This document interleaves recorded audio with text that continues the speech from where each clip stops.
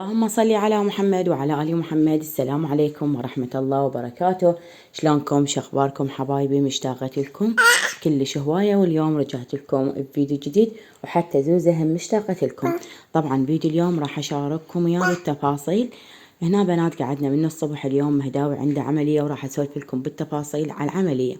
بس أول شي راح أقول لكم شنو الأشياء اللي ناخذها ضروري بهاي العملية. راح اليوم نشيل بلاعيمه، وعنده زوادات على بلاعيمه هم لازم نشيلهن. فأول ما قعدت الصبح حضرت له أوراقه وتحاليله كل شي بناتي يخصه، وعلاجه اللي كان ياخذه، وحضرت له تبديله، واخذت له كلينس مرطب وكلينس جاف، واخذت له مسك يعني عطر بدون كحول، واخذت له خاولي وتلبيسه اللي هسه راح يلبسها من الروح. طبعا هنا أنا جهزت جنطة مهدي وخلصت، أو بعد ما أجهز جنطة مهدي وأخلص أنا همين أجهز الأشياء اللي ألبسهم. ما راح أخذ هواي أشياء لأن إحنا ما راح نبات. الدكتور قال ما تحتاجون، احتمال لو تباتون لا يعني مو أكيد. فهنا أخذت فالز اللي هو مزيل للتعرق، وأخذت واقي شمس. بنات هذا فالز يجنن وسعره جدا مناسب، 3000 دينار. وأخذت واقي شمس، تعرفون بعد الجو حار، هذا الواقي اللي أستخدمه. وأخذت هاي مخمارية للشعر والجسم، وأخذت هاي المرطب مالت الشفة لأن شفة مهدي هواي تتفطر بسبب الحرارة. وهنا أنا أخذت مسك الرمان. وهاي الملابس اللي حضرتها. هواي بنات سألوني بالانستغرام ليش لابسة أسود. بنات مو دائما أحب ألبس ألوان من أطلع، فاليوم لبست هاي الأسود لأنه رايحة عملية، وهاي تعرفون بعد جو العباية ما أحب شوي الألوان تطلع. فحضرت هاي الأشياء اللي ألبسها، وهنا طلعنا. أكيد طبعا زوجي ويانا. فهنا مهداوي كان خايف، أحاول طول الطريق إنه أسولف وياه وأهدي بيه. وطبعا ما عليكم بزوزة، زوزة مستمرة بالحكي ما دام أنا أسولف وياكم. فهنا طول الطريق أسولف وياه وأهدي بيه وأقول له ماما سهلة العملية ولا تخاف من شي. شوية هو كان نوعا ما مرتبك، بس من وصلنا المستشفى الصراحة بدأ يرتبك. فهنا أنا صورت لكم هيك جزء بسيط أثناء الطريق. بنات ليش راح أسوي له عملية البلاعيمة وليش بهذا الوقت وما سويتها من زمان؟ الصراحة بنات كل ما كنت أريد أسويها كان الدكتور يأجلها، بس بعد اضطرينا إنه لازم نسوي له عملية.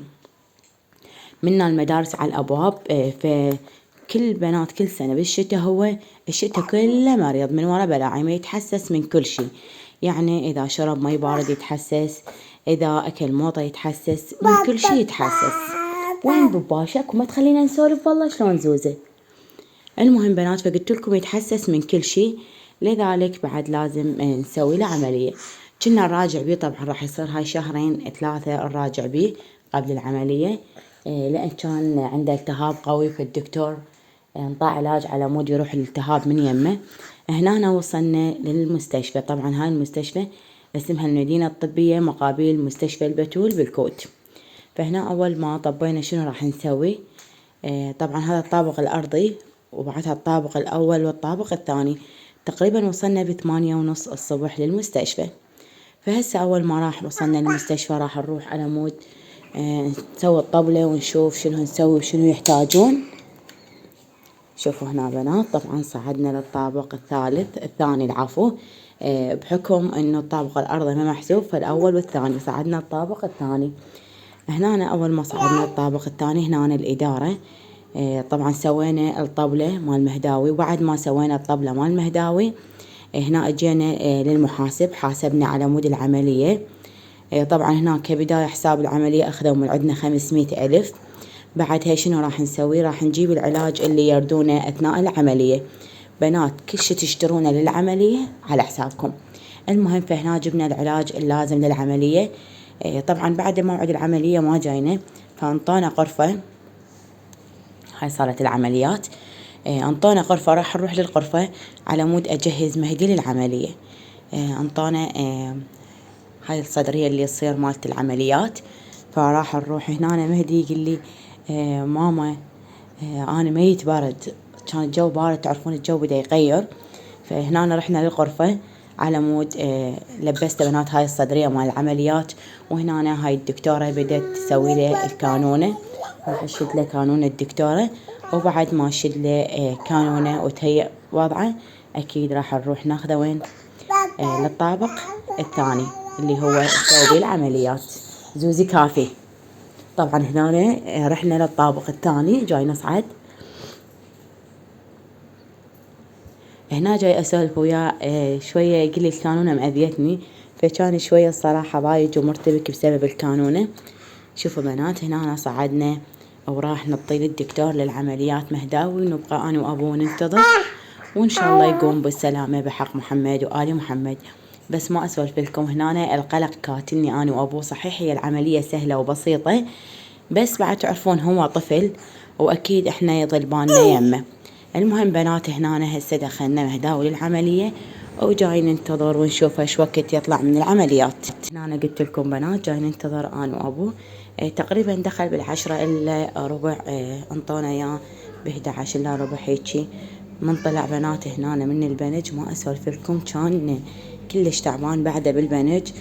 تقريبا قلت لكم من 10 ل11 ونص وهو يلا صحى من البنج، فكلش تعبان. هنا مغطينه لان كان الجو بارد عليه، فهسه اتركه لحد ما يصحى. وبعد ما يصحى ضروري نحضر له اشياء ياكلهن، وضروري الاشياء بارده، مي بارد، موطه بارده، عصير بارد. هذني بنات ضروري بعد العمليه مال البلاعيم. بنات هو مو بس شالوا بلاعيمه، شالوا بلاعيمه وعنده زوادات فوق البلاعيم هم شالوهن. الحمد لله والشكر تمت العمليه بخير وعافيه.